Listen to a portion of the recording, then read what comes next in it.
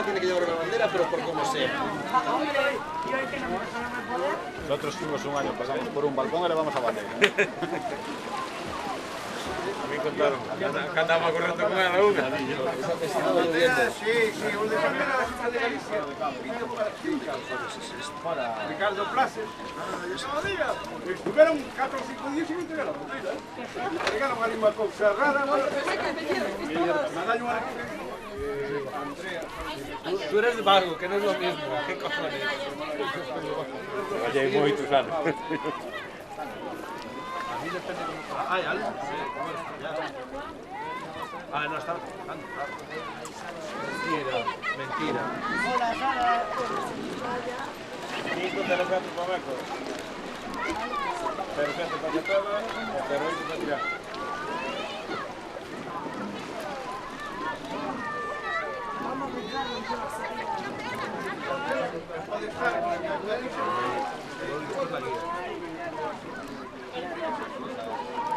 Los jueves, 47 e 51. había que ir ao hangar, que era frente, ao hangar número 3, estaba bastante mal, non controlaron, estaban pesando. Sí, solamente para facer así. La bandera delegada. No se para una bandera para ellos. Yo creo que a la guerrera vale, pero para el veterano yo ella no. Tiene que subir al palco, que ya no lo quiere. 17 años. 17 años.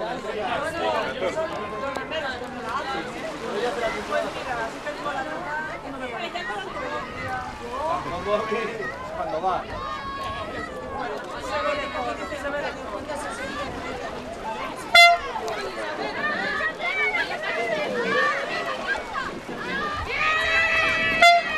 Pero con trainera, bajo móvil, bater, trainerilla, todo barco. ¿Y el entremano? Después de poner los teatros. Así es.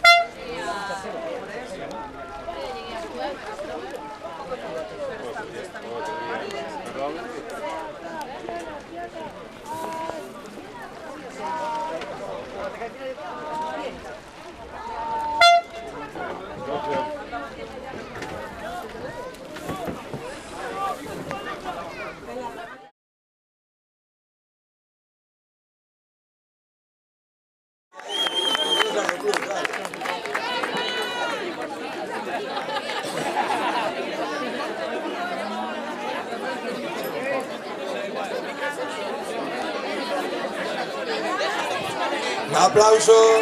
Gracias.